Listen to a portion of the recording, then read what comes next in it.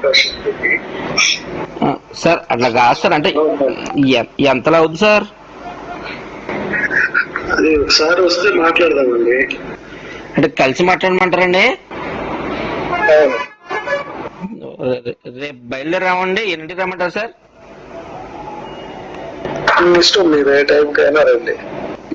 సరే సార్. ఇప్పుడు మా చెల్లి కూడా కావాలండి. నేను ఒక్కడే, మా బావ నేను వస్తే సరిపోదు. మీ ఇద్దరైనా రండి, మీ ఒక్కరైనా రండి, ఆవిడతో ఏం పని లేదు. మీరే మాట్లాడి ఫైనల్ చేసుకుంటారు. అవును సార్. అదే. సరే సార్, అయితే రేపు 10 గంటలకల్లా వచ్చేస్తాను సార్. వచ్చి మీకు కాల్ చేస్తాను సార్ ఈ నెంబర్కి.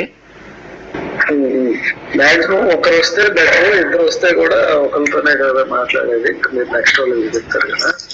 సార్ ఏం లేదు, కొంచెం ఇది సీక్రెట్ గా చేసుకున్నారు కదా. ఓకే, తప్పకుండా సార్. నాకు అర్థమైంది సార్. అంటే ఏం లేదు సార్, ఎంతనంటే నేను ఒకసారి మరి ఫిగర్ చెప్తే నేను ఒకసారి రెడీ చేసుకుంటాం సార్. మేము కూడా అందుకని అడుగుతున్నాం సార్. సార్ ఇది డిఎస్సిలో పోస్టింగ్, మీకు ఐడియా ఉంది? అవును సార్. మీరు వచ్చేసి మార్కెట్ ఇప్పుడు 15 లక్షలు అట్లా నడుస్తుంది. బాబాయ్ అంతంటే పెట్టలేమండి. ఏంటంటే డైరెక్ట్ గా పోస్టింగ్ ఇవ్వటమే కదా. సరే, అది ఏదన్నా మీరు వచ్చి మాట్లాడితే ఏమన్నా నెగోషియేషన్స్ చేద్దామంటే చేద్దాం. సరే సార్, అయితే ఓకే అండి. మాట్లాడతాను. ఓకేనా? అలాగే అండి.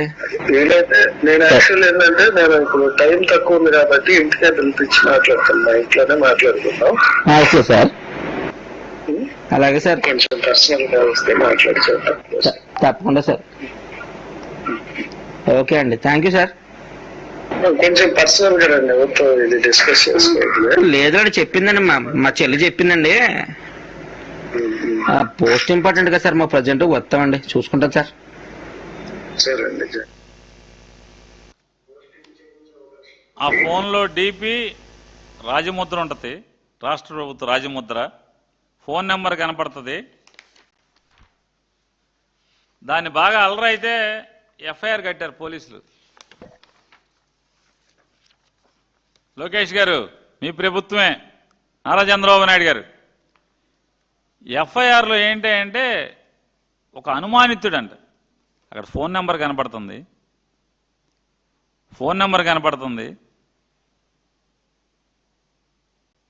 ఆ పేరు మీద ఎఫ్ఐఆర్ కట్టరు. ఇంతవరకు ఆ కేసు ఏమైందో చెప్పరు. దాన్ని ఎండ్కి తీసుకెళ్లారా? ఈ ర్యాకెట్లో ఎవరెవరు ఉన్నారు, ఎవరి పాత్ర ఏంటి, ఎంతమంది అధికారులు ఉన్నారా, లేకపోతే రాజకీయ నాయకులు ఉన్నారా, ఎవరెవరు ఉన్నారు, ఎవరి పాత్ర ఏంటి అనేది పోలీసు ఇన్వెస్టిగేషన్ చేయదు. వైఎస్ఆర్ కాంగ్రెస్ పార్టీ వాడు మాత్రం పేక ఆడేవాడికి, ఆ పేక ఆటకి టీచర్లు ఉద్యోగాలు ఇస్తారంటే అసలు ఎవడెవడు ఎక్కడ వెనక ఎవడెవడున్నాడు, ఆడెవడు పోస్టు షేర్ చేశాడు, అసలు పోస్ట్ ఎవడు పెట్టాడు, ఆడు పెట్టాడు, ఈడు పెట్టాడు, మొత్తం అందరి దగ్గరికి తెల్లారుజామున వెళ్ళిపోతారు. ఫేస్బుక్లో పోస్ట్ పెడితే నారా లోకేష్ రిజైన్ చేయాలంటే కేసు అంట. పోస్ట్ నారా లోకేష్ రిజైన్ చేయాలి అంటే కేసు. వెళ్ళి ఎత్తుకొచ్చేస్తారు. చంద్రబాబు నాయుడు ప్రభుత్వం బాగోలేదంటే ఎత్తుకొచ్చేస్తారు. మరి ఏం చేశారు ఈ కేసుని? ఒక్కొక్క ఉద్యోగం, స్పోర్ట్స్ కోటా ఉద్యోగం 15 లక్షలకి డైరెక్ట్గా రిక్రూట్మెంటే కదా, రెడీగా ఉంది రండి అని చెప్పని ప్రభుత్వంలోని వ్యక్తులే బేరమాడుతున్నారని చెప్తున్నారు.